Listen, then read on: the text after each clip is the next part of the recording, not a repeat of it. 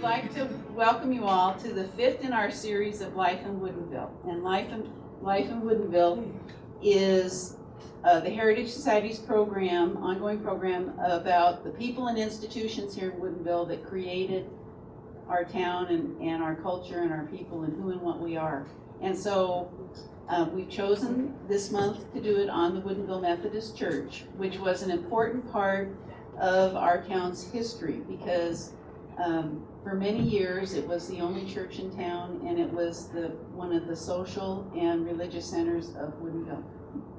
So we're going to run this program a little different. We're going to start off by having Gloria Kraft run through the history of the church. And then we're going to go back and we're going to have a panel discussion with our panelists, which are Ida Mae Brown, longtime resident. You were born here, weren't you? Who was born here? Cottage Lake. Well, that's a foreigner. Stan Berry, who moved here when he was very young, and retired Reverend Don Steve, who was the pastor at the church for 22 years. So we span a lot of history of the church up here on the stage, and as the program goes on, we would like to invite people from the audience who have stories or things to tell to come up and we'll include you. In the past, we've had people speak from the audience, and we've learned that doesn't make for, it's hard to hear people, it's dark and stuff like that. So we're going to ask you if you could come up. So we'll do that later on. So first we're going to start with Gloria, who's going to go through the history. And I'd like to break in and say here how blessed we are to have Jim and Gloria Kraft here. They are researchers and historians extraordinaire. Jim has restored these photos. He does these PowerPoints. I mean, their contribution to our community is invaluable. So here's Gloria. Okay, you're probably wondering how on earth I came up with this, because you members of the church didn't know it either, and it goes back beyond memories here. We have 4 sources basically to get our information. The first one we start is with personal memoirs.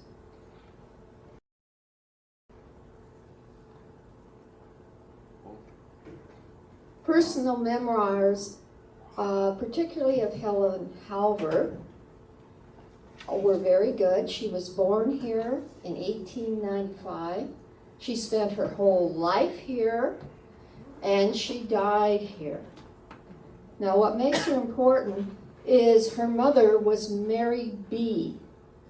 Was originally a Nielsen, a Jatterholm, and then a Halver, Hanson Halver.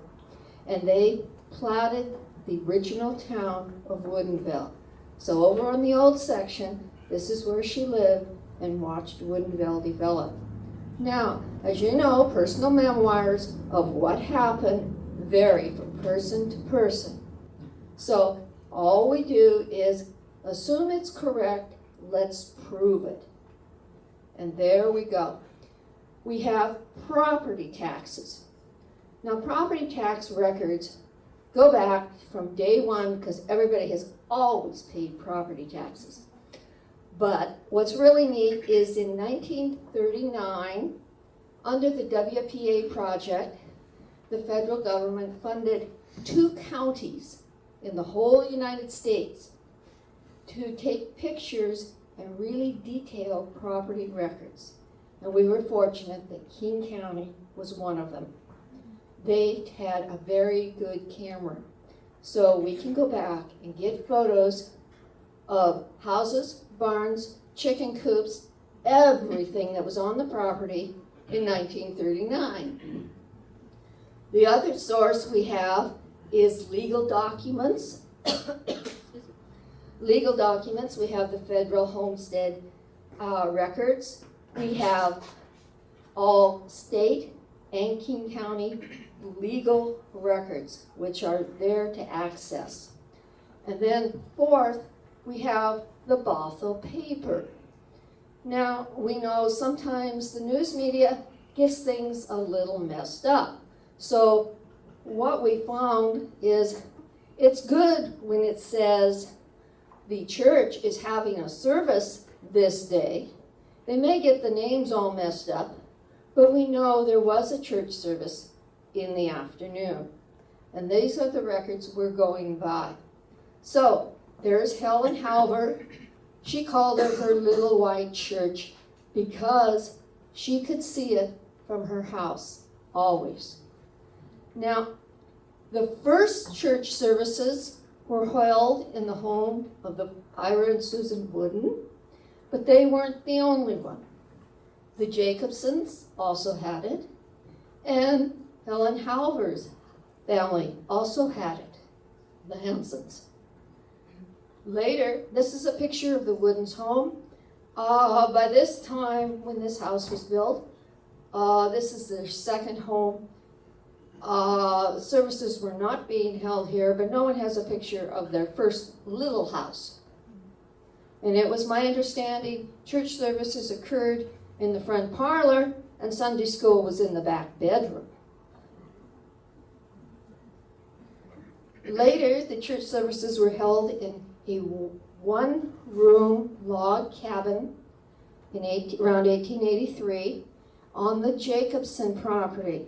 Now, for those of you who don't know where that is, if you remember where Elmer Carlberg property was on the back side as you go down towards the wineries, it was down there.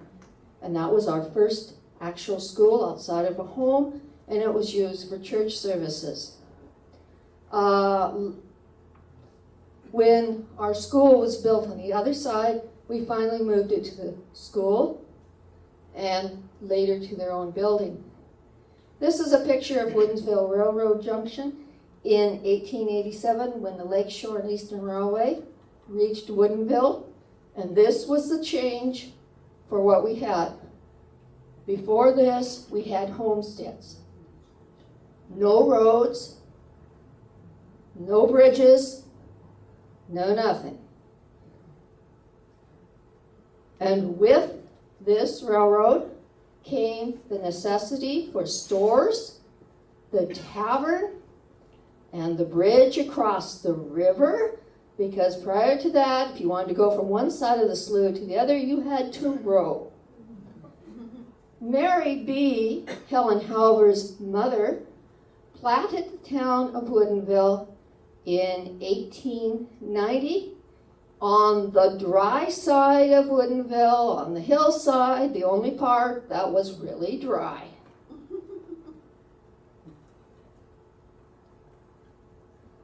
In 1892, the church and Sunday school services moved to Woodinville's one-room school on land on the other side of the river, donated by the Calkins family. The first church was built on land donated by the Oriental Trading Company in around 1902. This is a picture of Mr. and Mrs. Yamoka. Mr. Yamoka was descended from a very powerful samurai family in Japan. The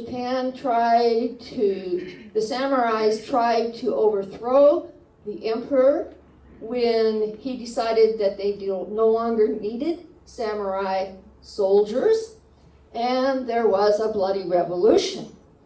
Mr. Yamoka survived, but he was imprisoned. After 10 years, there was a negotiation, and if you leave the country, we'll let you out of prison. So he and his fellow family members came to Seattle, and they founded the Oriental Trading Company. Oriental Trading Company imported things from Japan, but mainly they imported labor. Now, why this was important is the railroads had finished building the main railroads, and there were excess Chinese. And the feelings against the Chinese were pretty strong. So there were no longer Chinese allowed into the U.S.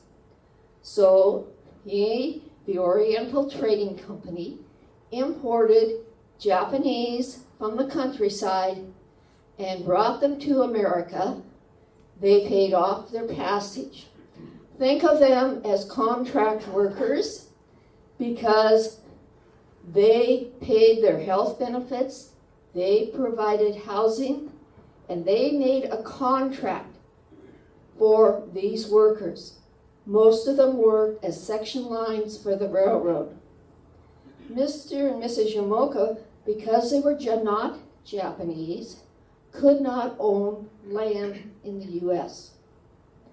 But the Oriental Trading Company could. And so they purchased land in Woodinville, and they housed Japanese workers here in Woodinville. The next photo, please. The history of the church land is interesting in itself. In 1881, the land was homesteaded by L.P. Larson. Now, to homestead a piece of land, you only could have one homestead at a time. You could either clear it and make it habitable after so many years and pay $20 for your 160 acres. Or you could pay $200 right out and do whatever you wanted. Mr. Larson paid the $200, and we have absolutely no record of him doing anything in Woodinville. So what we think happened is he bought the land, or he homesteaded it for the $200, logged it off, and did not pay property taxes. Because in 1895, the land was purchased at a sheriff's foreclosure sale for lack of paying taxes. And we know by that time that the property was logged off. It was purchased in 1895 by a Roman Catholic order of nuns known as the House of Good Shepherd. They sent 5 nuns out here to Woodinville. They built a 2-story building, which was dubbed the White Elephant by the neighborhood.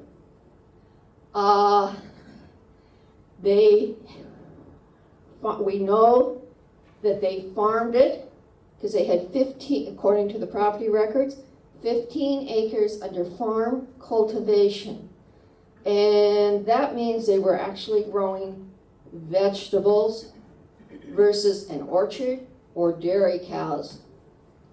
Well, in 1895, it was still a pretty rough area.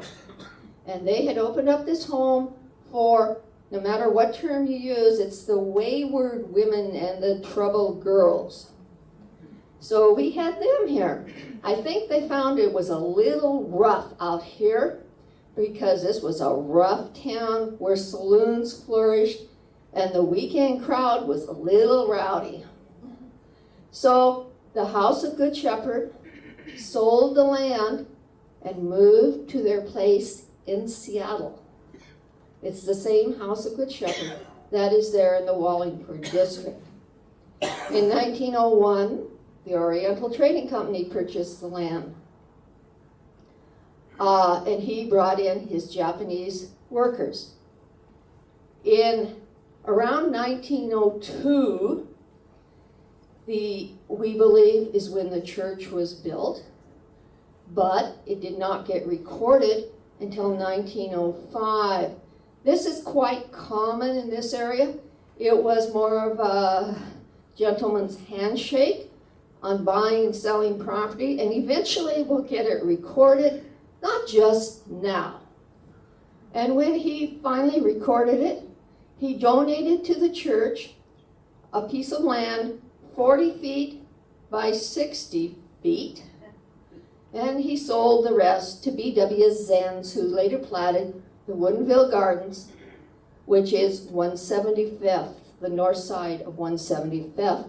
Now, what's interesting about the 40 by 60 feet is The outhouses and everything were, and the parking lot were on someone else's property, always. This is a 1941 aerial view of Woodinville. And to orient you here, 175th is right there. You have the school, the church, the cemetery, the social side of Woodinville. Because remember, a lot of this was a kind of slushy.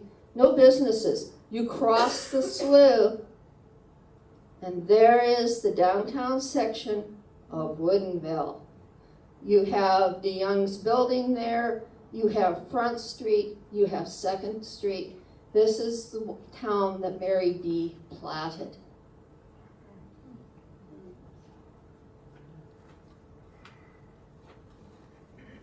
Back with the church and the school on the other side. You'll see the school there was put on 1 acre of land, donated by the Calkins family. Next to it is labeled the gym. The gym is where the parking lot is now.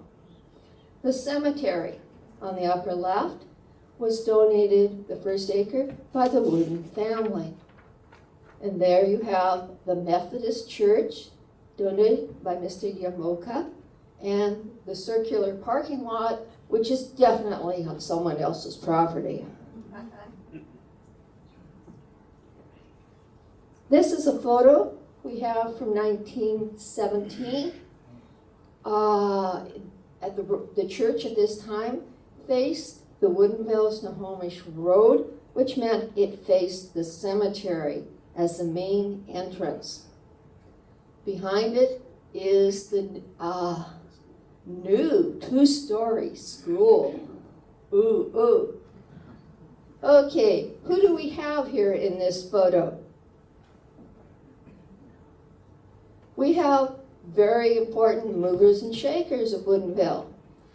We have the Hoffman family, who lived right down the street.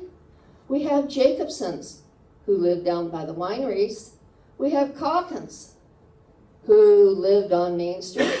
We have Parsons and the Parsons Hotel people.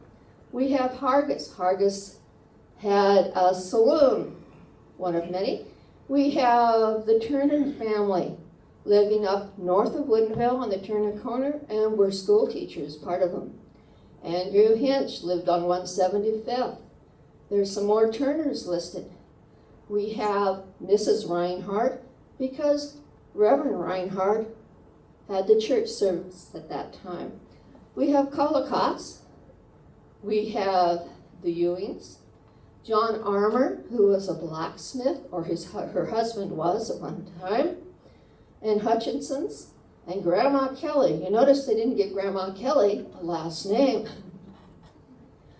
Okay, in 1922, approximately, there was a classroom. Wait a minute, back up. In 1917, okay. The additional room was added to the east side of the church, and someone has a nice photo they took, and if you can identify the people, we'd appreciate it. Unfortunately, their faces are a little dark in that photo, but there it is. This is an ad from the Bothell paper from 1922, and we didn't put it in there to say you better pay what you owe, because I'm sure payment and tithing has always been a problem. But we put it in so it shows you at the bottom that for years and years and decades, we shared a pastor with Bothell because we could not afford to have one of our own. Bothell services were in the morning, Woodinville got the afternoon.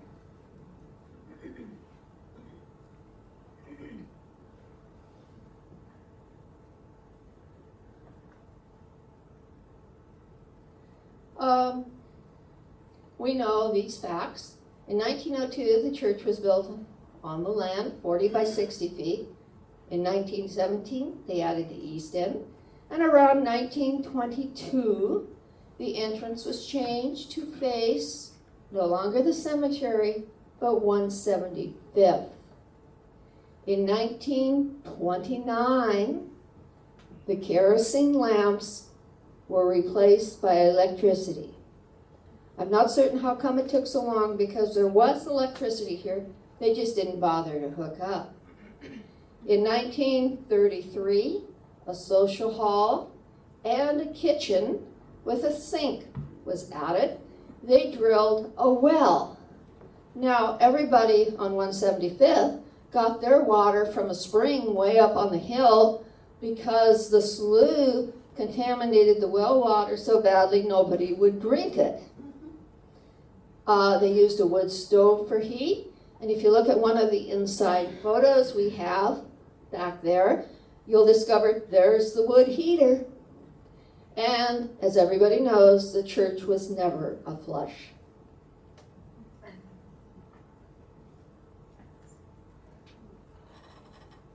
Here's a picture of 1930.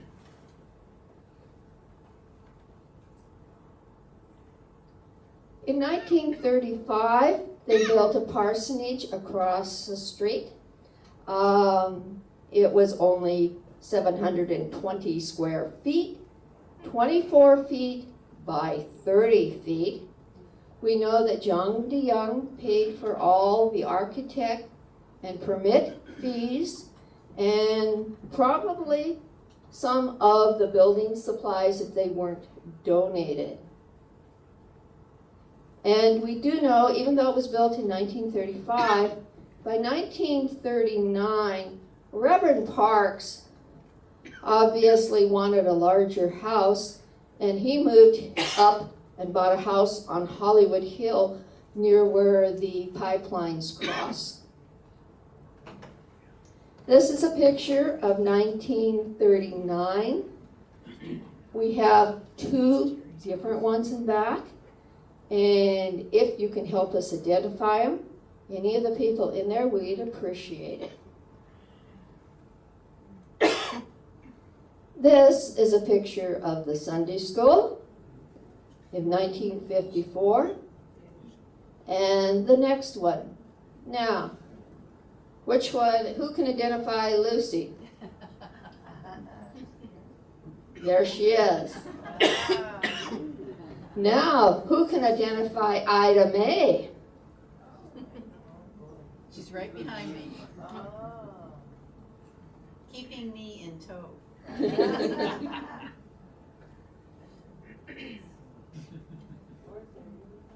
This is an interior photo. If anybody can identify any of those people, that's nice. There's the wood stove in back. In 1957, a car came around the corner because the main road was not 175th. It was the Woodinville Snohomish Road, so they had to turn and go between the church and the cemetery. That was the main road. And a car was going too fast and left the road, ran into the church, knocked it off its foundation. Now, the fortunate thing is the current church construction had started. So they just sort of moved in a little early.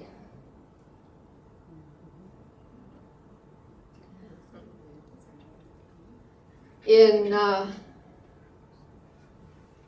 1961, the parsonage was built next door to the church.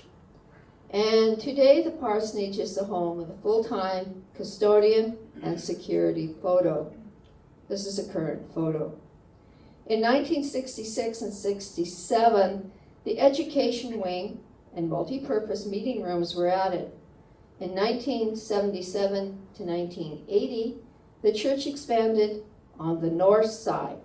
They now had a 600-seat sanctuary, a choir room, a baptismal font for immersion, a large foyer overflow room, sound system on the upper floor. The lower level contains a large fellowship room with kitchen, Christian education office, and 7 classrooms. This is the pastoral record. According to Helen Halver, that even before 1885, we had traveling evangelists that would come through, and they would preach in people's rooms, or if it was summer, outside under a tent. But we don't have any names. The first names we have, and we know that all of these were shared with Bothell, and these came from the Bothell church records. The first regular paid minister was Reverend A. Atwood. We have also down there, okay, on that list it's fine, go on. In 1902, Reverend Lorenza Jean is listed in Woodinville records as being the first full-time minister. Now, we still shared him with Bothell, but we have a feeling this meant this was the first time they paid him enough he didn't have to have another job. As you can see, the list goes on, and basically, they lasted a year or less. The first one that lasted quite a long time was Reverend Park. According to Woodinville's records, he was 1931 to 1941. In Bothell's records, it varies slightly. They say he started a little early, and they still had him. So who knows? But the next time we had anyone who really stayed was Reverend Steve here. I'd really like to thank Gloria for doing all that research and going through the history of the church, because it really kind of sets the stage and the focal point of the setting of which the church, how the church has progressed. So now we're going to digress a little and go back to the 30s and ask our panelists as to what their memories are and what it was like growing up in Woodinville. So I'd like to start with Ida Mae, if that's all right. And I'd like Ida Mae to tell us briefly how her family came to Woodinville, because Ida Mae was born in Woodinville. And so, Ida Mae, take it away. I don't have to stay. No, you don't have to do anything, just talk. Well, as far as it isn't all what I remember, it's what I've been told, that my father came from Sweden in the early 1900s and eventually got to the Paradise Lake area, and at that time bought property on Cottage Lake. And that property is what you know now as the King County Park and a little strip mall. It's been Norm Fragner's resort in between there. But my sister and brothers and I were introduced to the church right away, and I think my record has that I was baptized or dedicated or whatever in Bothell, but I think it was probably because of that time when I learned a lot from Gloria and Jim and Lucy about what probably happened. But then I think that at that time, I think my dad bought that property around 1916 or 17. And he was a logger, I know that from Sweden, and did that work until logging left Woodinville. And these are all from pictures. I don't remember when he was logging at all, because the logging was done by the time I was, well, by the 30s in Woodinville area, and they had to go away, and he decided not to go to Arlington and come home weekends, because by then he had there were 4 of us at home, children, and so he had 6 chicken houses built and went into the chicken business. And he knew of a man in Bothell who had a large family, who was a good carpenter, and that man was glad to have work, and then, so he employed him to build these chicken houses first. And before that time, our home was just a little, I think, one of those houses that they move around for loggers to live in. I forget what you call them. Anyway, in 1932 or 3, we had a new house on this property. And then, the house was built because we still had this carpenter who it was Depression. And my dad, being a frugal Swede, had saved up enough money to build a house. And we needed a house. So at that time, the little house looks in sad shape now, but it's still there, and it sits behind this little strip mall. And it's across the street from the Cottage Lake Safeway, but I have no idea the number or anything. It was Route 1, Woodinville. Yeah. Was there a Route 2? No. No lingering. Anyway, as far as our life at the church, my memories are Sunday school, and my dad had a car, and if it would start, we went every Sunday, but it was a 1926 or 28 Dodge, and they had a real bad time with them starting for some reason, and so that was, lots of our plans were changed because the car wouldn't start. Anyway, Dad picked up kids along the way, and my cousins, Russ is here today, and anybody that lived on that, were welcome to ride. So I'd say he was the first Sunday school bus driver, but he really wasn't. It was a neighborhood. Well, that must have been pretty crowded in that car, picking up all those I don't people rem- along the way. I don't remember really, because you didn't have to have car seats, and I was one of the younger kids, I guess, at the time. And then I do remember the church there was no restaurants around, but if somebody needed a meeting place, they'd often ask to use the church, and it was probably after like back in the early 30s, because I remember the Beekeepers Association had a meeting there, and the only reason I remember that is we had 1 or maybe 2 hives of bees, and our friend who lived down the road, and that's another story, Miss Elizabeth Dickerson and Nell and Pearl Pierce had a little honey and jam business, and Miss Dickerson would agree to take care of the bees for half the honey, and my father wouldn't have to do anything. He didn't want to do anything with them. He was kind of scared of them. But in this beekeepers dinner or meeting, there's a big picture of my father in the local paper. I couldn't find it, which was really, we thought it was hysterical because he was afraid of the bees and had one. But because of Miss Dickerson, I think she asked to have this meeting locally. And it just put in mind that that's probably what, because it had a nice room, and it was, this church was always just really good about accepting people, and it also got the word of the Lord about, which was important. And it was mentioned to me today that maybe this meeting should have been at our church. Yes, so. It's a house phone.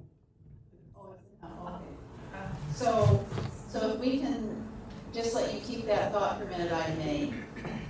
And, because I'd like Stan to kind of talk about how he came to Woodinville, and then the two of you could talk about going to Sunday school and stuff in the church. So if Stan has a very interesting story how his family came to Woodinville. Well, we came from California in 1935, in the spring, early in the spring. And we moved in with my aunt and uncle, and my cousin, he's back there. and it became too much for the house in Seattle. It was up on Dayton, 1920 Dayton, I'll never forget it. So my dad, my uncle, came out there. Well, they went out, ended up in Woodinville. They were looking for places to cut wood on shares. And so they ended up in this yard. It's just before you cross the tracks going out to Woodinville, Snohomish Road. And they drove down in there, and these people had 20 acres on the east side of the road and 20 acres on the west. And anyhow, it came that this older couple seemed like they were ancient, but I gotta figure they weren't much over 50. Well, I was 7, so you figure it out. Anyway, come along in August, my school's gonna start, and I didn't want to go back to Oak Lake, which is up on Aurora. I'd finished up there. So this couple, his sister owned the property and lived there, and her mother lived there. So there's 4 older people, and here I am, 7 years old, and they asked my folks if I could stay with them, and go to school. And so, yeah, that's fine. Anything, get rid of me. So anyway, I moved to Woodinville in 1935. Wow. August, stayed with the only grandparents I knew, because all my grandparents were dead before we came to Washington. So they were really my grandparents. Now, Stan, your family didn't know these people before you No, met we them, so. didn't have the slightest idea we'd ever be out here at all, And, but it was Kit and Charlie Williams was their name, and they adopted the Morgans and the Berries, really. And so the Berries finally ended up looking after them. Grandma Kit lived to be, 89 or so, and my mother took care of her. But anyway, so when I moved in there, they were church people, and so I went to church in Woodinville. And, I don't remember a lot about church or Sunday school. I do remember in April why the weather started getting nice, and one Sunday in April, why they always ran the speedboats up the slough. And I can still hear those things taking off from Lake Washington. But that wasn't the reason. My grandfather, he was an artist and a photographer. And he never drove a car, they never owned a car. But he worked at Furlan Sanitarium, which is now Krista. Anyway, so Dad and Mother take him over there, because in the 30s, nobody was working.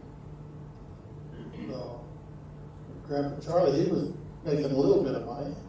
So, and Dad was still cutting wood. Anyhow, they put in beans on there. I don't know, they had about 3 acres of beans that didn't ever pan out. But we went to church for Sunday school. And my grandfather gave chalk talks. I don't know whether Al would remember. But once a month, he'd get up in front and give chalk talks. And the other thing I really remember is Al's dad and his sister were the music system. I mean, his dad would stand there, his arm on a piano, and Francis played the piano. And that, until we started high school. Why, that was it. I mean, I just went with them, and I didn't really pay a lot of attention just to what was going on. But I've always, the DeYoungs were the backbone of the church. I mean, Grandma DeYoung, she took me in, and I guess that's one reason I went to Sunday school church. Well, Stan, I want to know more about these chalk talks. That Oh. you're- Well, I can't really. He had an easel, and he had this paper that folded up, and you remember? Yes, I Okay. had thought of them to write this in. Oh, Yeah. very, very nice. Yes, he was an artist. So anyhow, it was every month, and people used to not fight, but they really wanted to get hold of that thing. I don't know, Marilyn might remember too. But and then I was away until, well, I guess we were in the 9th grade, and I had a girlfriend. Other than Gladys? Yeah. You won't tell her. Same one. Huh? No, it was the same one, class. Oh, okay. Anyway. Oh, well, that's good to know. Anyway, yeah, when we were 9th grade, I guess, and they had an organization in the church, they call it MYF, which is Methodist Youth Fellowship, and we were pretty regular there, only because that's the only way we could get out at night.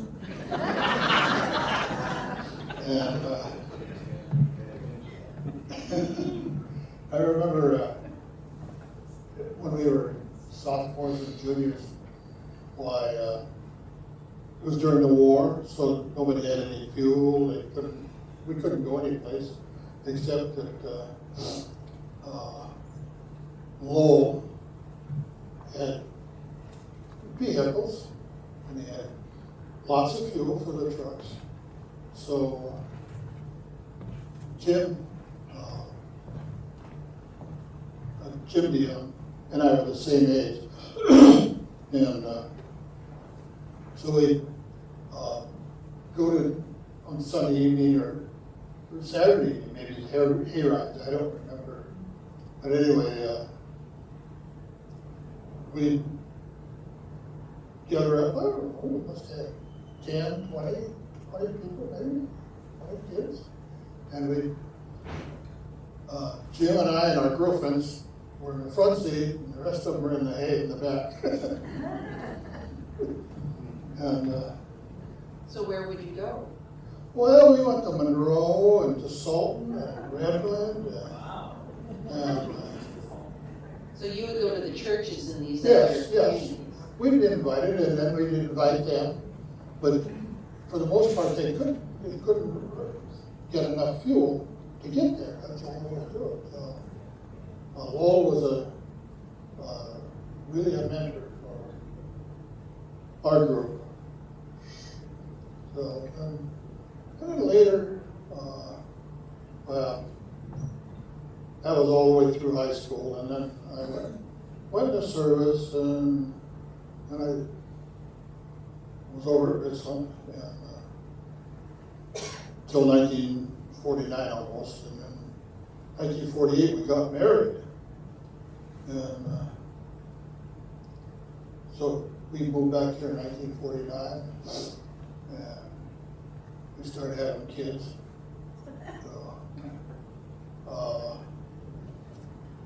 And they're in these pictures, but I think it was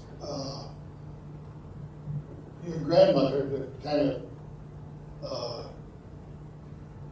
'Got us lined out that way. she wanted to know why Gladys didn't take the boys to Sunday school. And, but, you know, it's been a great ride.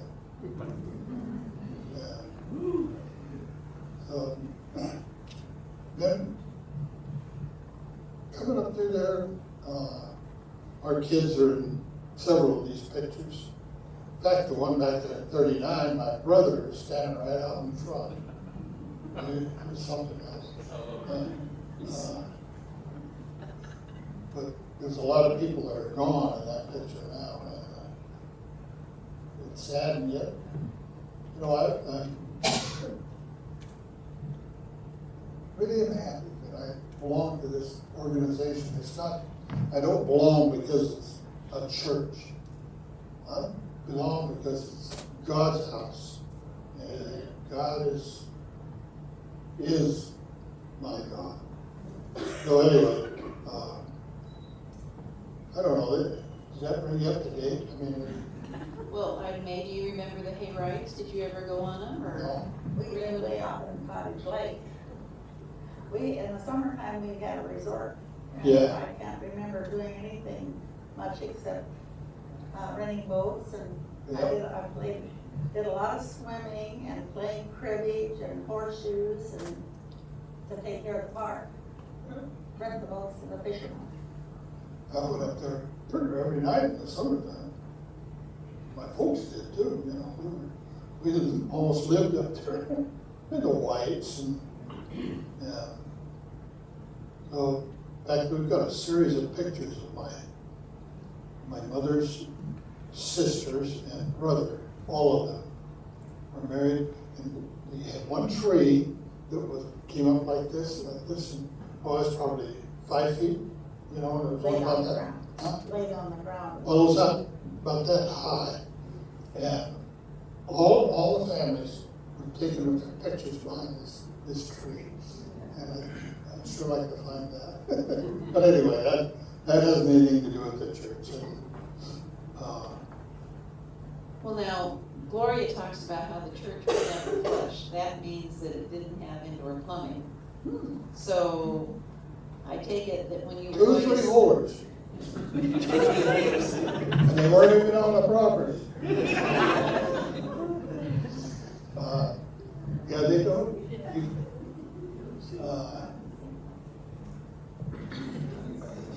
Were they on the back, were they on the back side over here? Yeah, they were over there, yeah, up against the fence. I think you're on the other side of the fence, really. So I take it in the wintertime, people stayed in church. They weren't going to the bathroom. But you know, one other thing I do remember in 1935, in the spring of 36, early, they decided that they were going to replace the building, you know, build a new school. So they started tearing down the old one. We had to go to, there's 8 grades in this school district. 4 grades went to the church and 4 went to the gym. Which one? I went to the gym. That's what I thought. Because I was in 2nd grade, so you were in the 5th grade, right? Right. Okay. And, yeah, because remember Al was 1st grade, I was 2nd grade, Jim and I were. And so we just trotted across the street. Yeah. See, I couldn't ride the school bus. I lived too close to ride the school bus. If you lived within a mile of it, you couldn't ride the school bus. So we walked it. And we lived, the railroad track went right through the front yard, so trying to think of his name. The section foreman anyway was Corral. Yeah. He lived up at Maltby's, and he'd come down there about time to go to school, so every once in a while he'd give me a ride. Me walking down the tracks, you know, that was the quickest way to walk down the tracks. But, you know, the church was the building, and the gymnasium were the hub of the social life of the whole area. You know, that's the only thing that, I think the Grange must have met in the gym.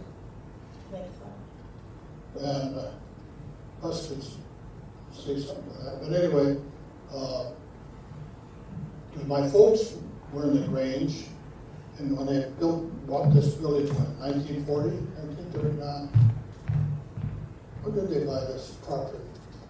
Let's see, Russ just told me. Russ, when did they buy that property?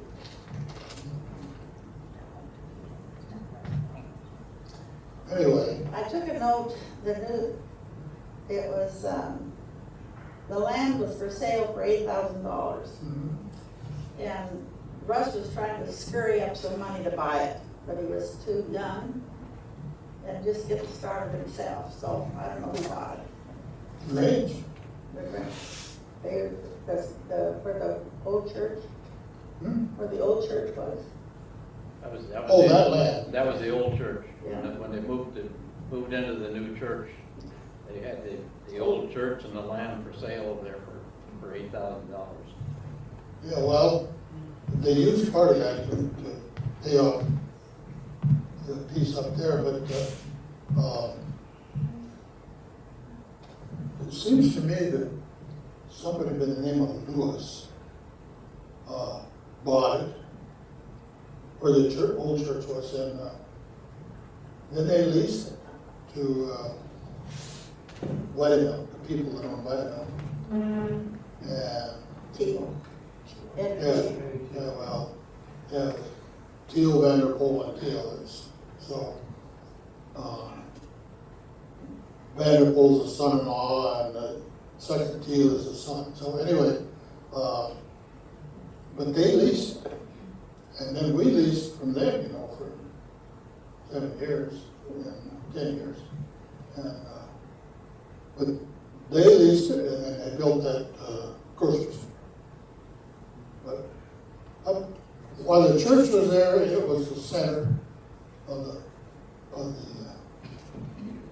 community, yeah, and nothing else, you know. Over on the dry side, as they call it,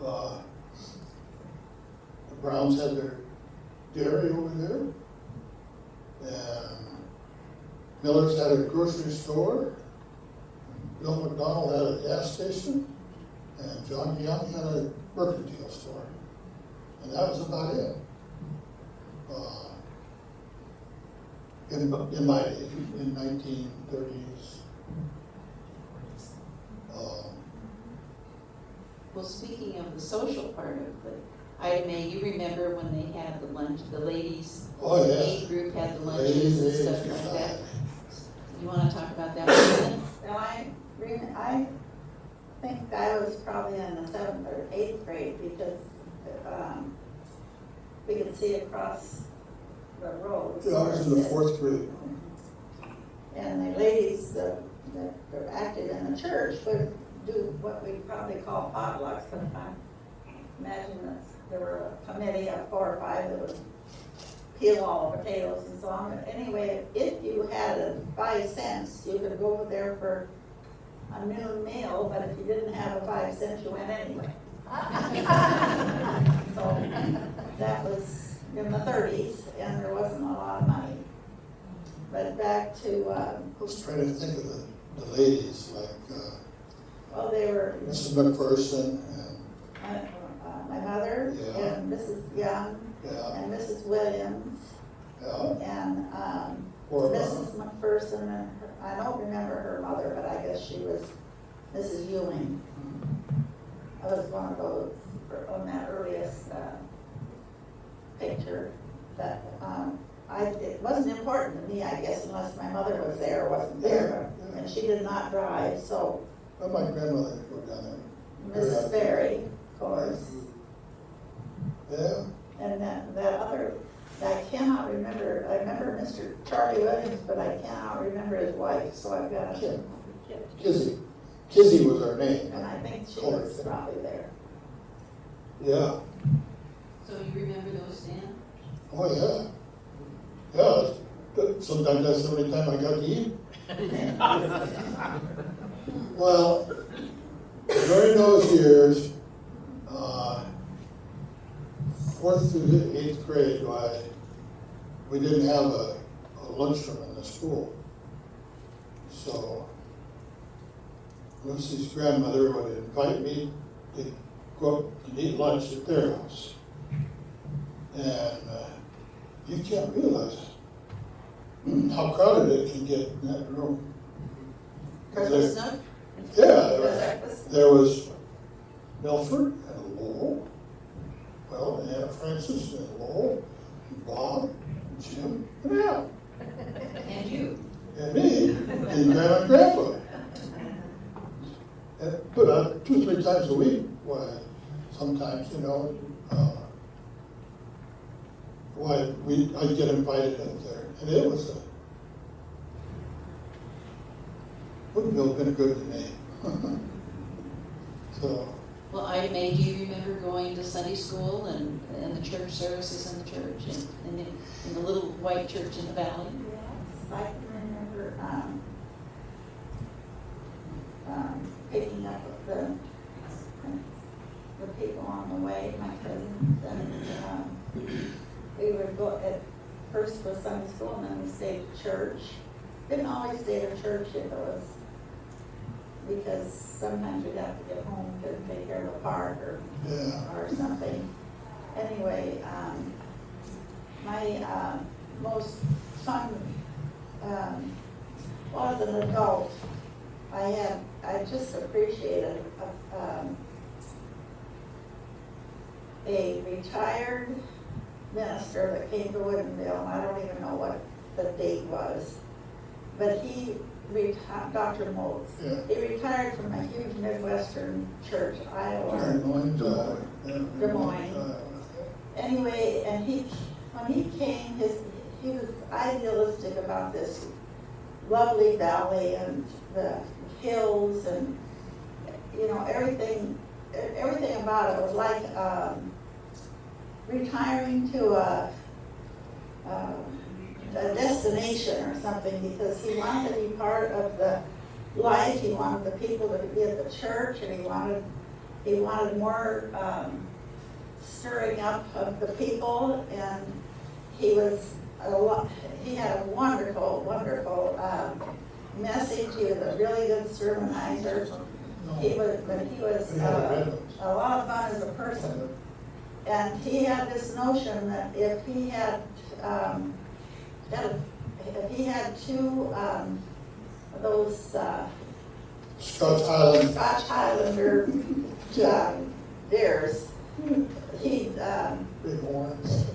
he would kind of feature them, and it was kind of like he was on a lark for himself, because he just loved this whole area. And then he realized after he was here a very short time how we had this, he and Marilyn probably remembers all the startings with Dr. Moats.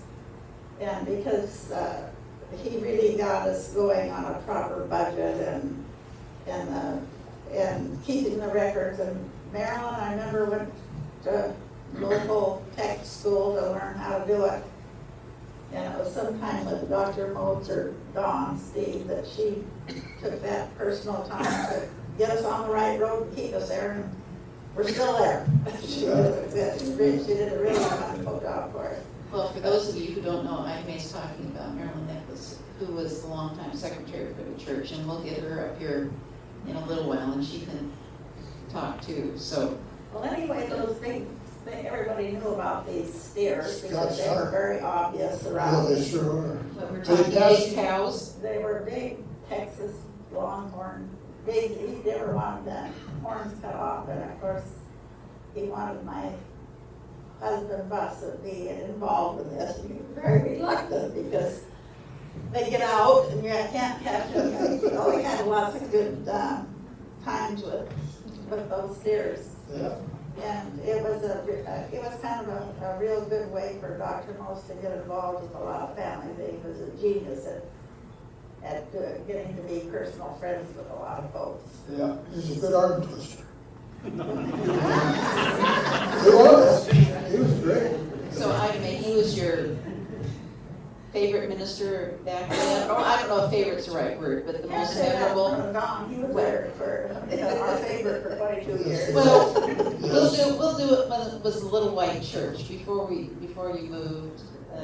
Well, you know, they're different. Everybody has a different you know, personal memory, I think, and I just appreciated how much went into developing a church. And it wasn't all, it was, a lot of it was experience and hard work and more hard work. If it's a joy to somebody, they just do a good job. Well, Stan, at the We early, had two pastors that I remember real well. Wilson Eccles. He was there, and, well, I think we were probably 9th, 10th grade, something like that. And I will forget, they were pestering me to join DMLA. And he says, no. And I always thought about that. But then we had a young pastor and his wife were in the parsonage for a year, I think. And Sim and Nedra Burning was their name. I remember them very well too. So, John Mathone went to Arlington, yeah. Then we Missouri had, 1 year, I think. Dawn Forsberg. Forsberg, yeah. My Christmas card from him came back this year. Get over Betty Deach, she'll tell you where he is. 'Cause she's kept track of him all these years. But you know, it's not the church, it's the people around. And we've seen, I mean, he's a couple of years older than I, but we kind of had the same schedule, I'd say. And we've seen a lot of people come and go for different reasons, you know. And there's some here today that I haven't seen in a long time, and I'm glad they're here. I guess, are we off the track? no, not at all.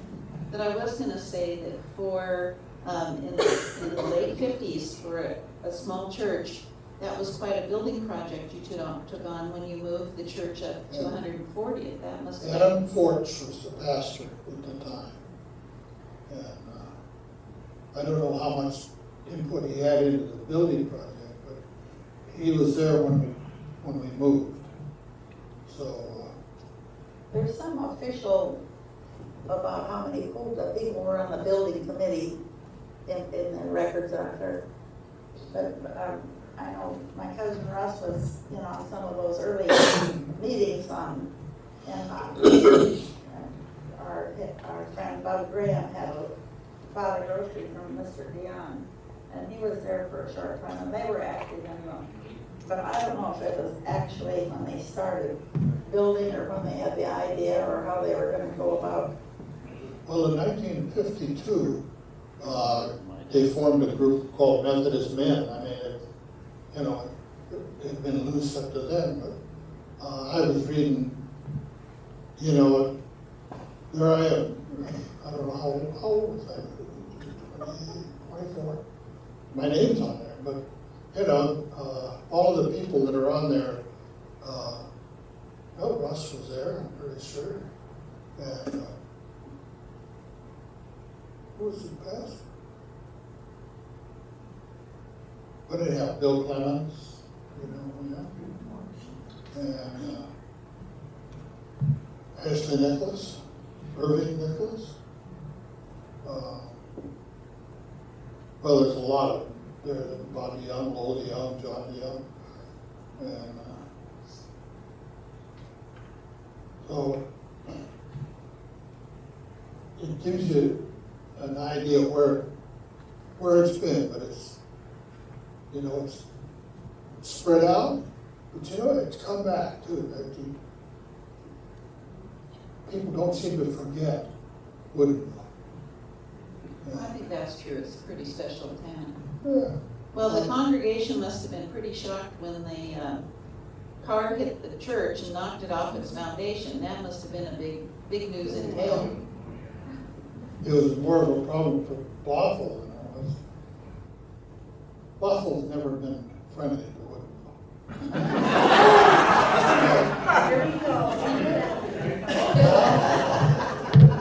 Bothell had doctors and dentists and lawyers. Woodinville had two grocery stores and a gas station. You know, we were nothing as far as they were concerned. They called us the Woodinville River Rats, so that's what we were when we were in high school. So I didn't have a lot of love for them either. So why was having the church hit more of a problem for Bothell than Woodinville? Well, they wanted to control everything, you know, and so your grandfather, you know, he didn't like Bothell either.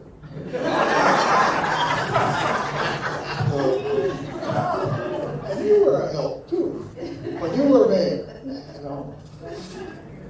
We sat on 10 acres of, well, there was 20 acres on the west side of 132nd. And the two Bothell mayors had come to me and wanted me to annex into Bothell. And I kept telling them, no, you got nothing to offer. And they didn't have. Well, it was farther to the fire department, the police department, they had to come clear through Woodinville to get to us, you know.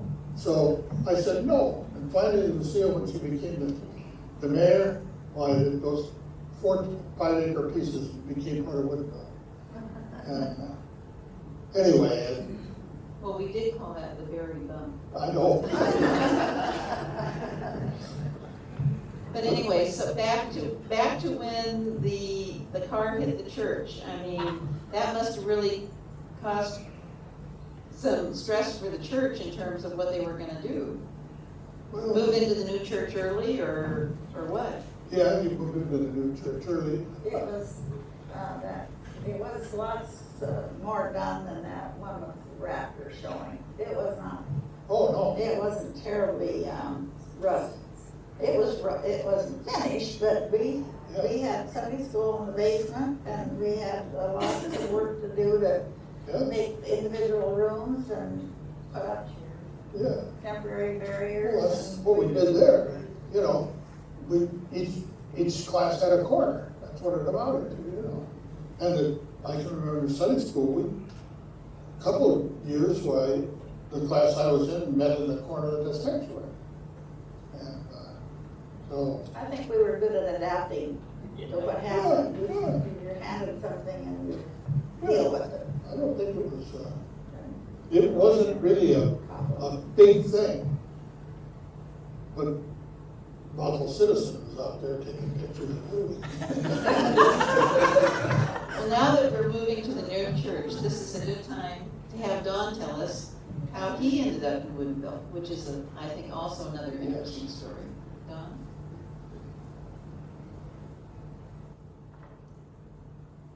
Dr. Moats was the pastor at the time before we came. He was there for about 4 years and greatly beloved and did great things to get the church thinking bigger. And he made the comment, he said, what the church needs is a young family man to come in so that the church can grow. Well, we were kind of a young family back in Pittsburgh, and in, I think it was 66, when the General Conference met in Pittsburgh, I had a church in the Golden Triangle overlooking the city of Pittsburgh. If you've ever been there, Pittsburgh is a beautiful town, Three Rivers. Anyway, we invited the Bishop of Washington and Oregon to come to preach in my church, and they both accepted. They came, and then we had them for lunch at our home. And I told them, well, if you ever have an opening, I would be interested in the Pacific Northwest. Between my 3rd and 4th years in seminary in Pittsburgh, I came out to Portland, Oregon to work for the summer and got up into Washington. But anyway, so finally I get a phone call from the district superintendent of Seattle saying, well, we have an opening for you. And where is it? He said, in Woodinville. And I ran to my map. I had my map right beside me, expecting a call for 2 years to come from Woodinville. It wasn't on the map. Woodinville. Well, Probably Bothell was.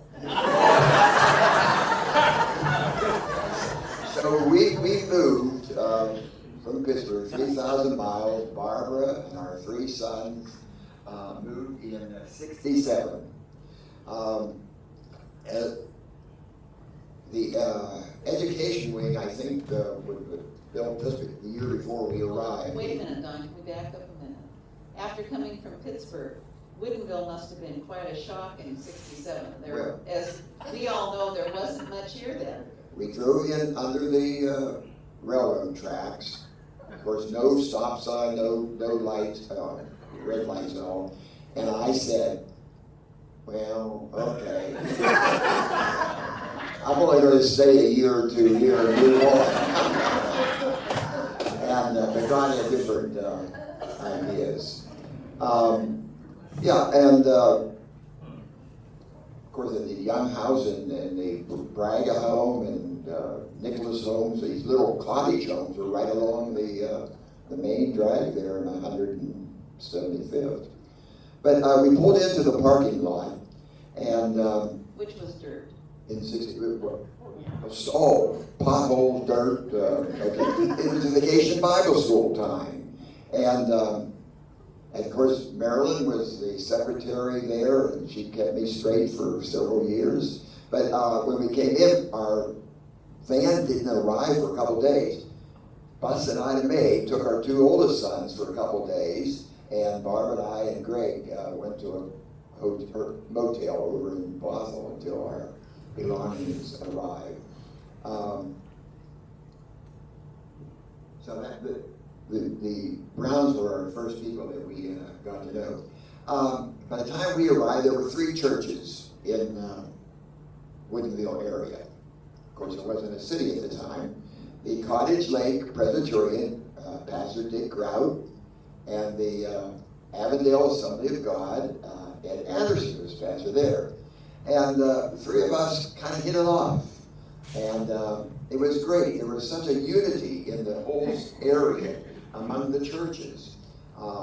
We 3 churches had unity services. Thanksgiving, we rotated every 3rd year. We would rotate having the Thanksgiving service. The Easter sunrise service up at Norm's Resort, up at Cottage Lake. Rain, shine, snow. Can you imagine Easter with snow? We still met.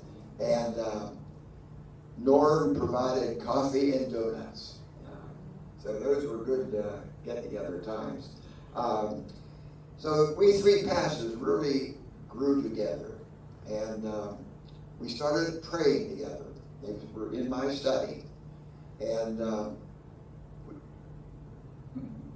pastors from Maltby and Bothell heard about it, and they wanted to join us. So what we did, Ed Anderson, just supplement his salary, drove the bus from Bothell to Everett in the morning. So we started meeting at 6 o'clock in the morning in his bus, cold bus, but he'd start up the engine, it got warmer. And so, I don't know, 8 pastors or so would meet in the bus. Wow. And it was great when people came, started to get on the bus. We were still there praying, and they would come and join us. It was wonderful. But the Bothell Funeral Home was so gracious that they gave us the key to the family room. If you've ever been there, there's a family room, so that we could use it, and it was warm. So that's what we did for several years. Then in, as I say, we came in '67, and at that time, as people were aware of it, a move of God was happening around the country, and Seattle became a center for the renewal, and it happened in Woodinville. Revival. The Holy Spirit began to move in the church, and our young people caught fire. And things happened with them, and they started a ministry that I wasn't even aware of. And I said, whatever they have, I want. And it was the infilling of the Holy Spirit. And the Lord said, let me build my church. He said, I came to build my church. He said, if you let me build, and I said, okay, take over. And Woodinville just began to grow and mature. And we had 3 services meeting in that building.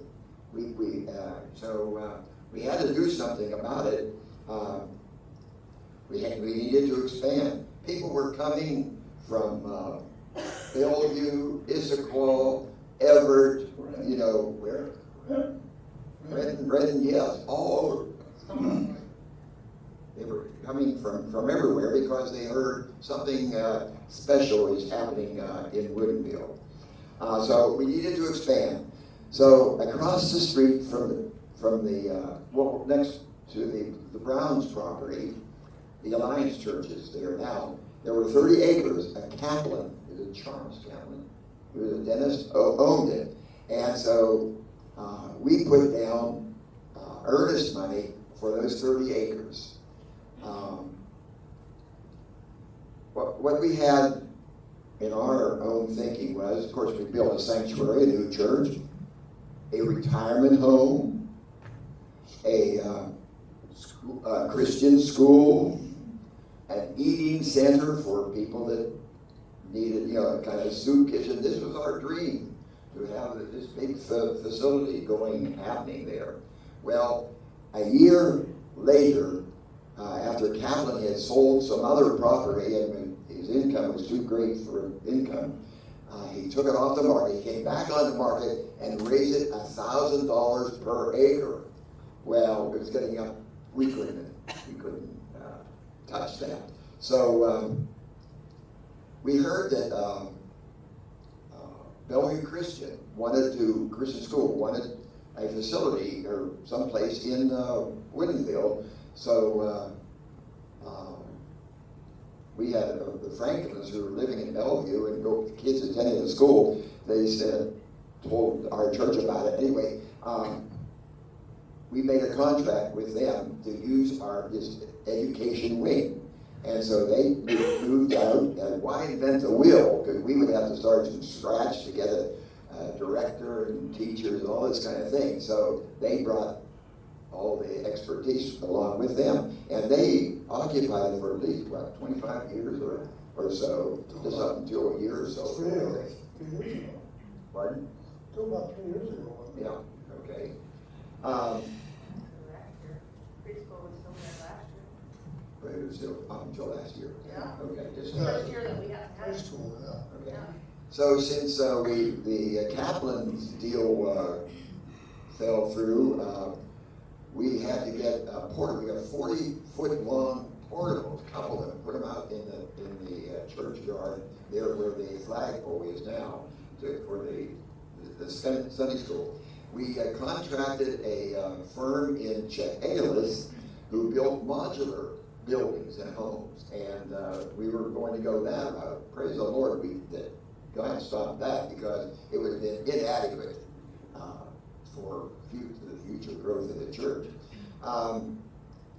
So we consecrated the ground there around where the new church is now, and we moved into the new sanctuary in 80.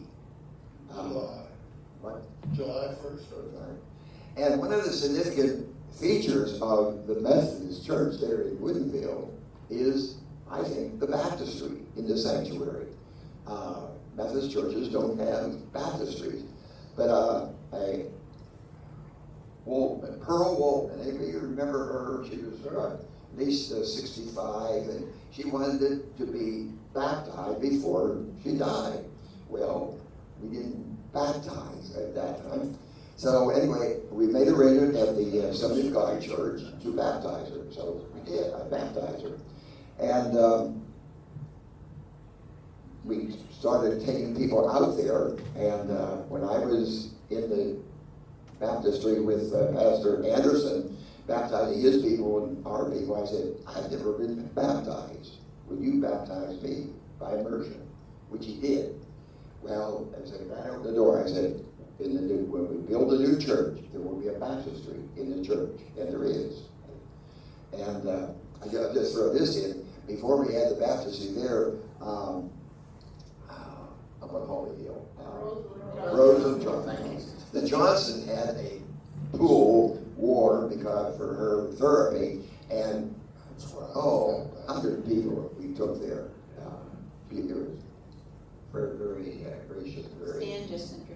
that's where he was baptized. Oh, okay. So, the thing that the Woodinville Church then became a center for revival. As people were coming from all over. And we were very blessed. We had revival services. Mario Murillo, some of them you here now remember, he came twice, 2 years in a row. And we had to put in, so the new sanctuary, the old sanctuary, the 2 fellowship halls, the narthex, a couple thousand people were coming to these revival meetings. Also, we had other gatherings. Chico Holiday, any of you remember him from Hollywood, the singer? He came. Andrew Culverwell from England came. The story on him, he was looking for some place to minister and sing. And somebody said, what about try Woodinville? Well, come. So he came from England. Big John Hall from Texas, singer. Patty Roberts, Oral Roberts' daughter-in-law from Tulsa came. John Wesley Brown, he was somewhere in the East, I don't remember. The Sherritt brothers from Nashville. Just great times. Well, just on a side, you mentioned when we drove in, the parking lot had potholes. How many of you still see around town the chipped glass, blue chipped glass, colored glass? Wasn't Woodinville known for the blue glass? Is it? Yeah. Many driveways. Well,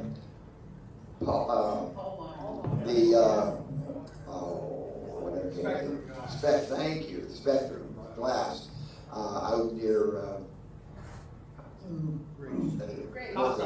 your Costco. Thank you. Here's a hope town resident. Anyway, he would get their glass. They made sheets of glass, this big, and if there was an imperfection, a little bubble or something, they would have to throw it out, and they throw it out in the back and Put it through the crusher. the crusher, yeah, all pick up this crushed rock. And so the church parking lot, we were worried it ruined the carpet, getting your shoes off. If it did, it wasn't sharp glass, but it was. You'll still see glass around. Okay. What do I have here? The church became the youth. They were called the Miffies, the Methodist Youth Fellowship. And I said they got on fire and attracted people from all over. And we had to get down and use the ice dome and the facilities in Gold Creek because our church could not hold the youth that were coming. And they started going out, being called, invited to other churches around the greater Seattle area to go and share what was happening in their lives. It was great. And they went to the prisons. This is something, the youth, the 19, 20-year-old, Dave, or you, our oldest son was one of them, and Charlie, okay. They went down to Shelton, to the women's prison. They went to Monroe, to the prison there. They'd go over on Saturday night, stay in a church, sleep in the basement, on Sunday morning get up and go and have the Catholic service in the morning, and then an hour or so later, the Protestant service. And they were just, as I said, great ambassadors, Jesus ambassadors. The men of the church, and I won't tell you the beginning of it, but if you're interested, I would love to share it with you. But the men of Woodinville Methodist Church opened the door to ministry to SOC. That's the Special Offenders Unit there in Monroe. It had just opened. They were very dubious about anybody coming in because special offenders were special people and they were on medication and so on. But they opened the door. We were able to go in, and it's quite a story. And the men are still going. Some of the men that are here today are still going there. Woodinville Methodist Church men opened the ministry door to SOC. Well, in the Methodist Church, we are appointed, pastors are appointed by the bishop and his council, the district superintendents. In the other churches, if you're Baptist, Lutheran, Presbyterian, it's the call system. You get a committee together, and they go and listen to pastors around the country and that kind of thing, and invite them. They give them a call to come, and they come and preach, and you vote on them. So, well, at the Methodist Church, you're appointed. So, here again, as I say, when I was appointed by the Bishop of Washington to come out and released by the Bishop in Pittsburgh to come to Woodinville. Well, most of the appointments are 2 years, 2 years, 3 years, 5 years, that's it, and you moved on. And of course, when I arrived, I said, I hope, 2 years, I'm going to go 2 years, I'm going to be in Bothell, and 3 years after that, I'm going to be First Church, Bellevue, and then in 10 years, I'm going to be at First Church, Seattle. Wow. So that was Don Steve talking then. But what happened? Got a different idea. I was pastor there I'm blessed, really blessed, 22 years. And then I retired in 89. Well, now when you started in Woodinville, didn't you have to work the first year? Oh, because well, they couldn't afford to pay that's you? another story. Woodinville Methodist Church is a unique church. They did not have the finances to, we were a family of 5, 3 young guys. And Ham Clark and who was his?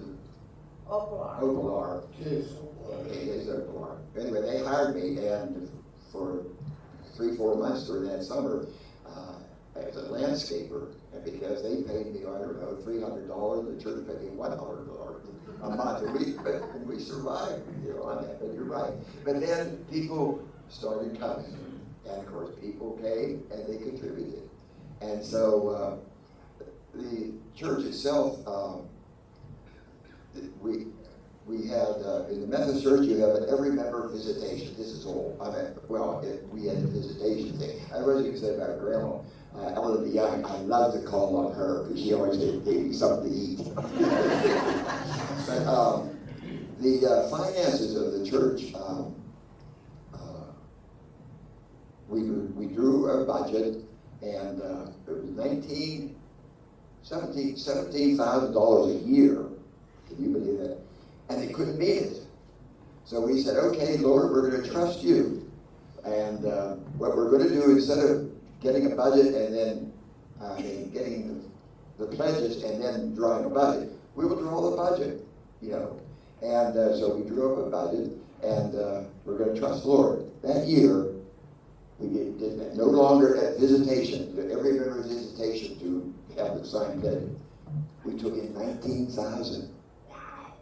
The next year, our budget was $19,000. We took in $24,000.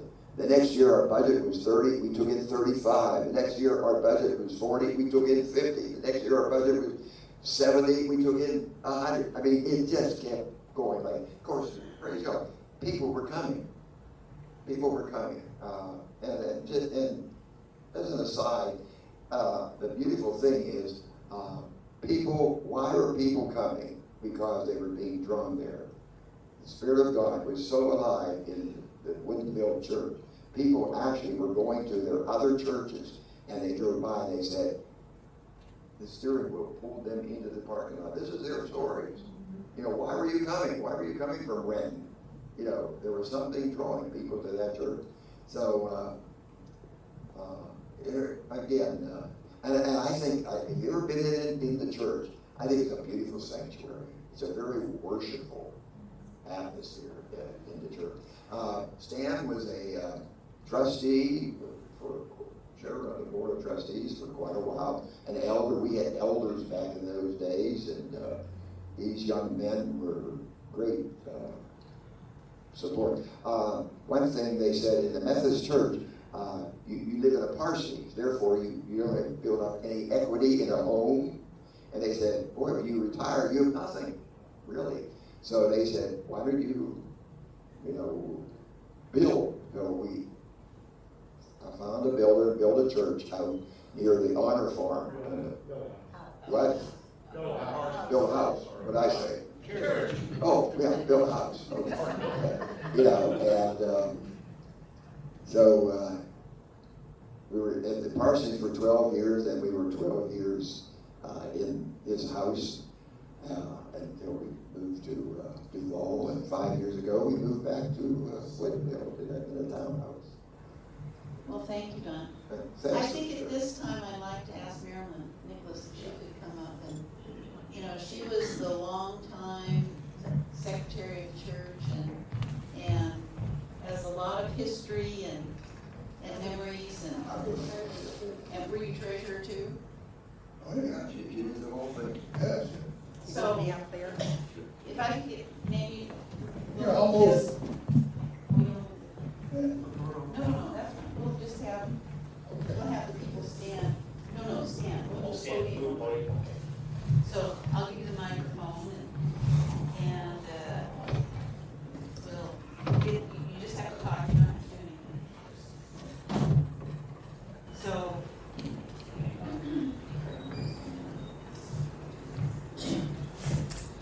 Well, I'm proud to say we had just moved to Washington when we had my senior year at Bothell High School, and I was married next year in this church because I was settled in the Woodinville area.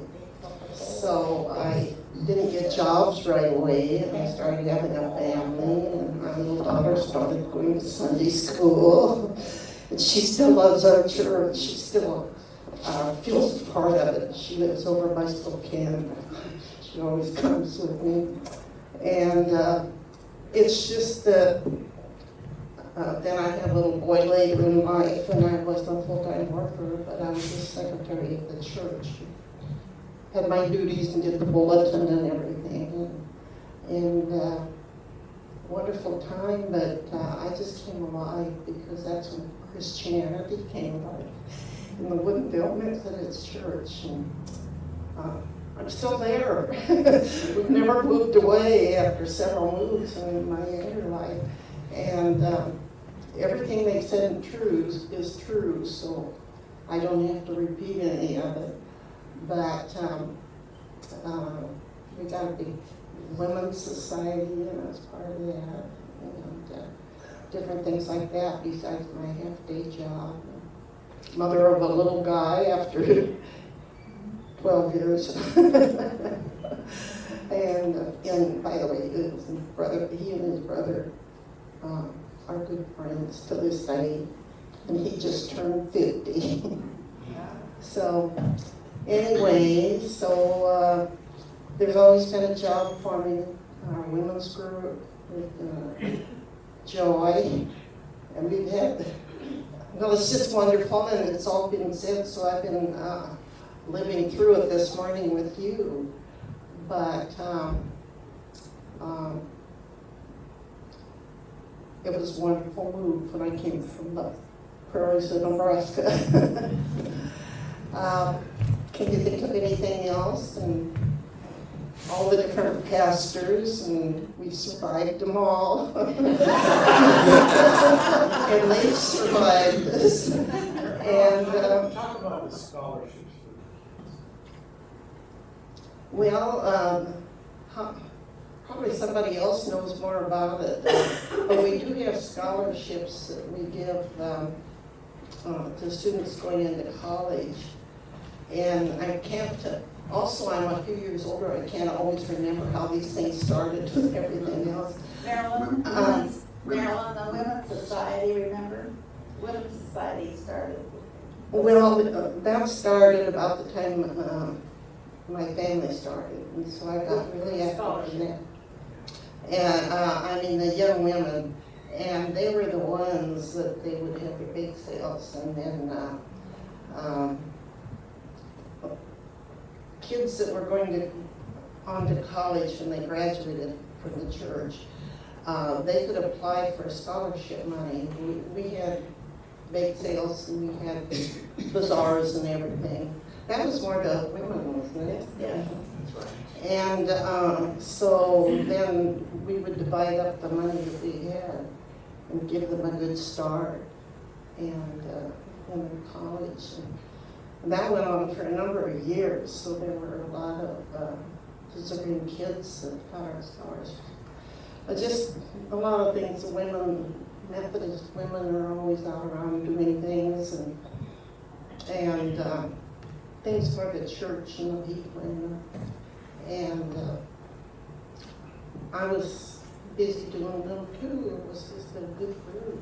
Can you tell when the Women's Society and the Ladies' Aid changed and have two groups, like the loose circle? Well, it got to be a good size, and so we kind of organized like the Methodists did. And we would have divide the different smaller groups had names, and then they had the main Women's Society of Christian Service is what it was named. But when did it start? When did the younger group start? Well, at this stage in my game, I'm not young anymore, and I can't remember. but it was when we first organized, and we got strong. We had our main group, and then we had our circle meetings, which kept it on a personal thing. And I can't remember too much about it because there's too many things to remember. So I'm admitting something there. But I'm still there. But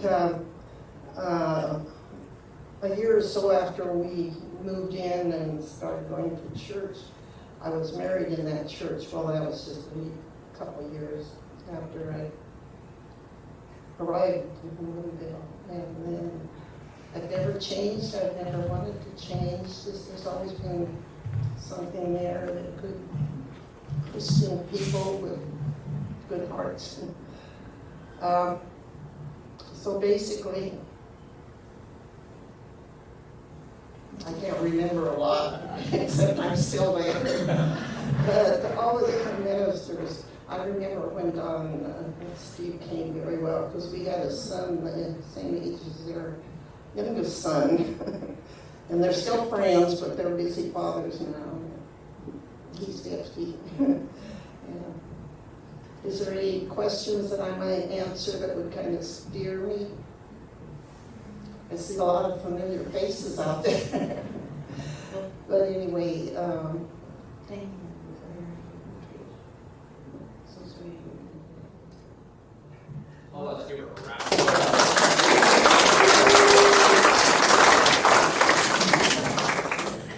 Well, my grandfather was the head of the Sunday school there, and I was wondering if I could impose on you. My dad has another meeting to go to. If I could get him to come up and talk a little bit about my grandparents and their role in the church, and how Grandpa would con all his sons into going out and picking up everyone on Sunday to bring him to church.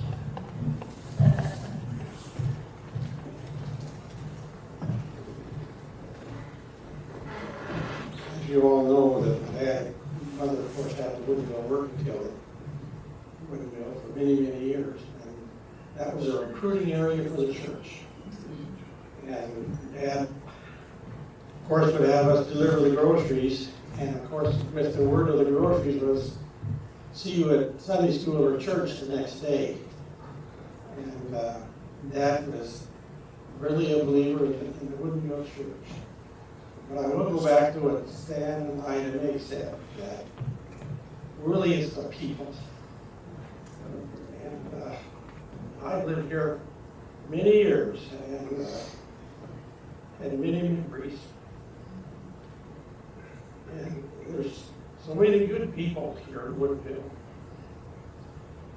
And in any organization, whether I was down at the school or up at the hospital now working as the Board of Commissioners, it's the people that make the organization.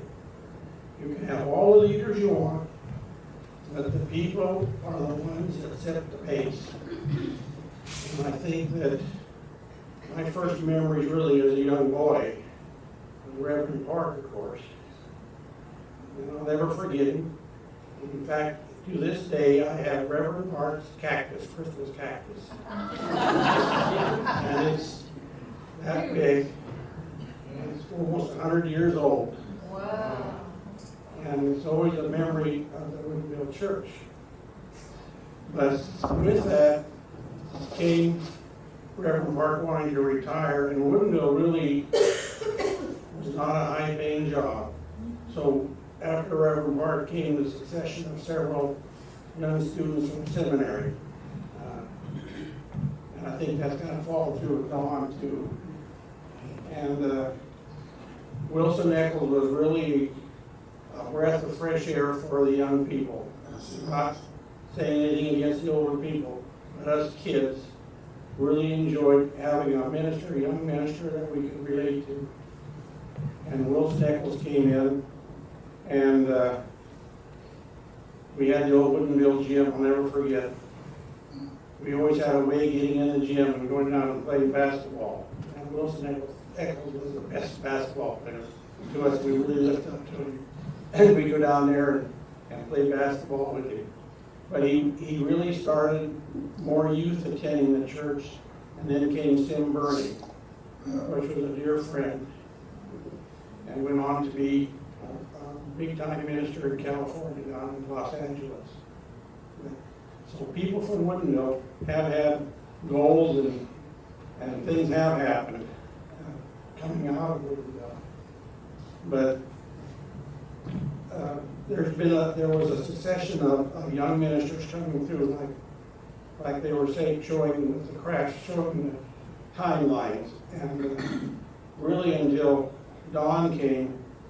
Well, I think maybe it started with Reverend Modes, but when Dawn came, I think it was really when Woodinville blossomed. There were more people out here, and I think that people could, and the ministers could see the opportunities in Woodinville. And that's why Woodinville did grow like it did. But when I was a young boy, and our job from our father, we always attended Sunday school. But I know when Lowell was old enough to drive, he went out and picked up kids and brought them into Sunday school. And then it was just a succession. Went from Lowell to Bob to Jim to myself. And we'd always go out and pick up the kids and bring them into Sunday school. But it was really, and Stan talking about the chalk talks, that was really, the people really enjoyed that. I'll never forget that. And there were just so many good memories of what my dad enjoyed about the church. He just enjoyed singing, and he really enjoyed the people. So, and my mother, I would like to say about my mother, she was really involved with the Ladies' Aid in those days. The Ladies' Aid in orthopedic. The things that she did in life, and really had a commitment to it. And she, going back to what Stan was saying about the feeding, we always joked at the dinner table, we hope nobody knocked on the door. And many times the ministers did come around at that time. If somebody could stretch some anything to eat, it was my mother. But it was stretching was less for us than some for the ministers. So it was really, we had a good time. We had a good childhood. We grew up with Stan and the Morgans and the Lorries, and there were a lot of good people. Losses, the Drapers. Right, there were just so many. But we played football and had a good time. But we'd always go to Sunday school and go to church, and go to the youth fellowship and the Eccles and the Bernie's team. That was a big highlight of having something to do. And we never had the luxury of going to a movie. We just had to provide for ourselves, and then if the church provided something, it was a social conduit with the whole community. So Yes, we really appreciate it. Thanks, Dad.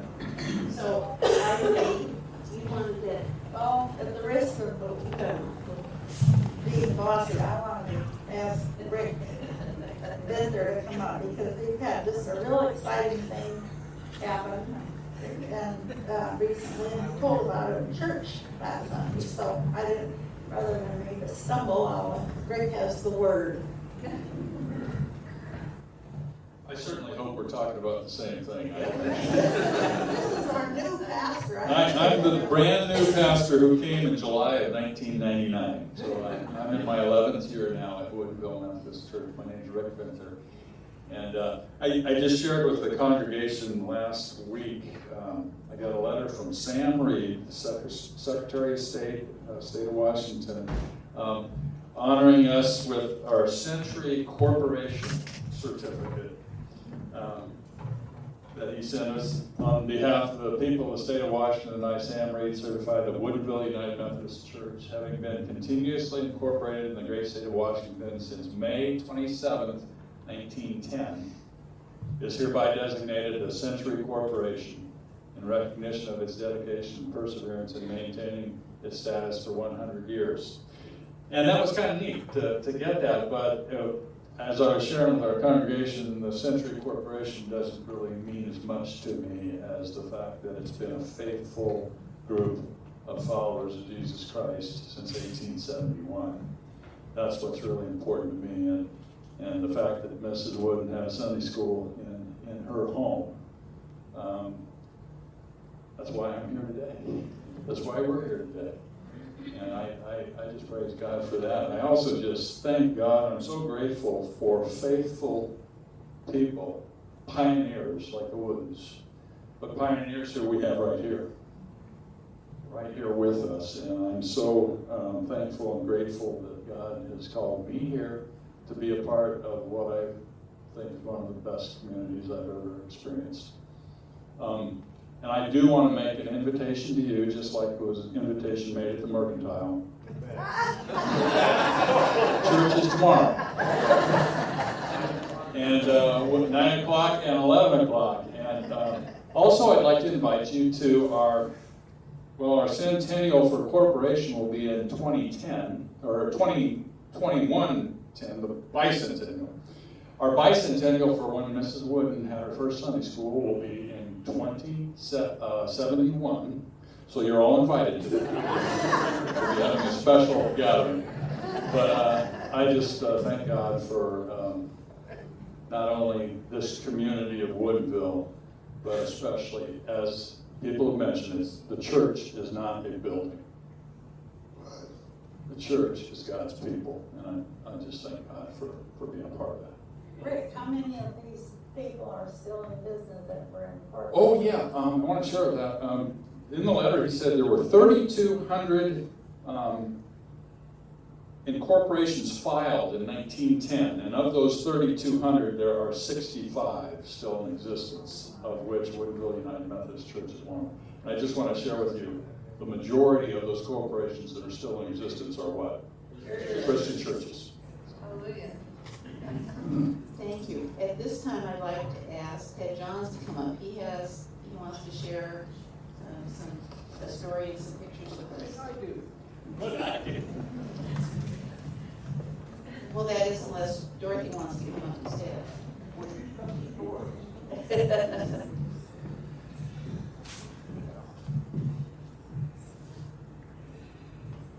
Well, Over here, Ted. Stand in front of the You podium. gotta stand in front of the podium. just stand here. Yeah.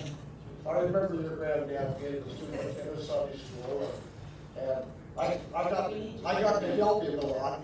I was in charge of going to the classrooms and picking up the money and posting on the bulletin board, on the board out there that said how many we had in attendance that day and how many we had last Sunday and a year ago. I remember posting all those things. And I got to be a helper, I guess. At the youth fellowship group, that's where I met my wife. Well, not really, but we went to the youth fellowship group together. We probably met a few days before that, but anyway. We went to that.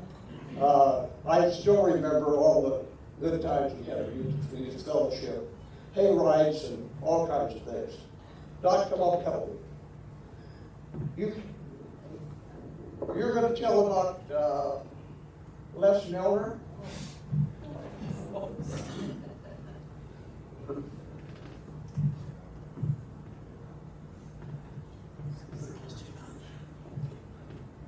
We had a church bulletin, and every Sunday, and in the back of the bulletin, they listed either a little story or some kind of something trivial. And one week it said there was a list of all these reasons why do people come to church. And I don't remember whether it was Les Rowan's dad or who, but Les and Eleanor Rowan had their first baby. Many of you know them. And so at the bottom of this list, someone wrote, to show off the new baby.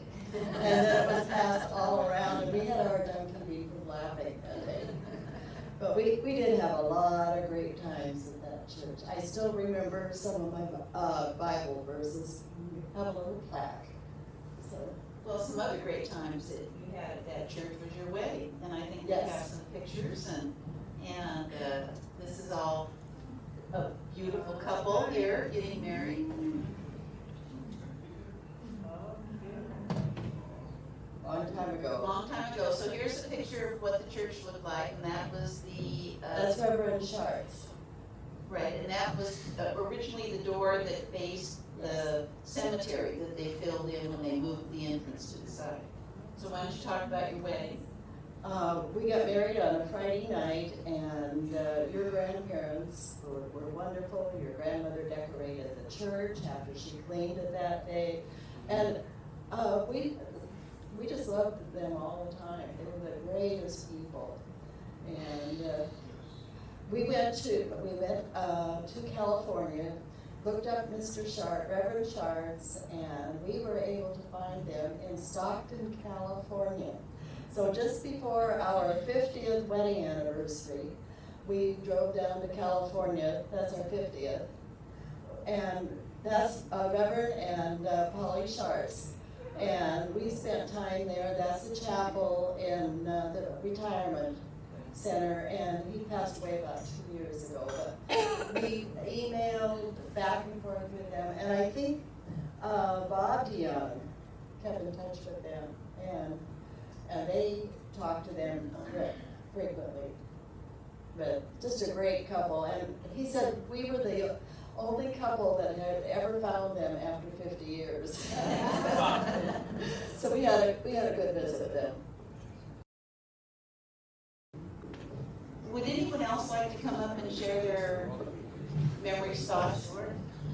Now we need you to identify yourself for the tape. Dawn's got it. My name is Dorothy. Johnson was my maiden name, and Dobbins. I was born in Everett, lived in Bothell until 4th grade. So at 8 years old, I moved to Woodinville, not very far from North Shore to Woodinville. Anyway, I realized a few months ago I've been coming to Woodinville Methodist for 60 years. My Sunday school teachers was Dion, and I have special memories. I told Gretchen about them. She was a wonderful lady. She invited, the one year she was my teacher, I think it was 9 years old, she invited, there was Carol Holden, who lived in the corner from the First Church, Judy Rolfe, Bruce Betts, and myself. But she invited 4 or 5 of us girls up for lunch.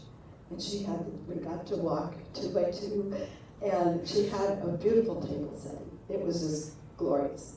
It made us feel like we were queens. But your grandmother was a dear, dear, wonderful lady. And your grandfather, he was a superintendent. And I just had really wonderful memories of him. And then as I grew older, and Pearl Waltman was my Sunday school teacher. And we learned the word through those 2 ladies. It was awesome. God was very gracious.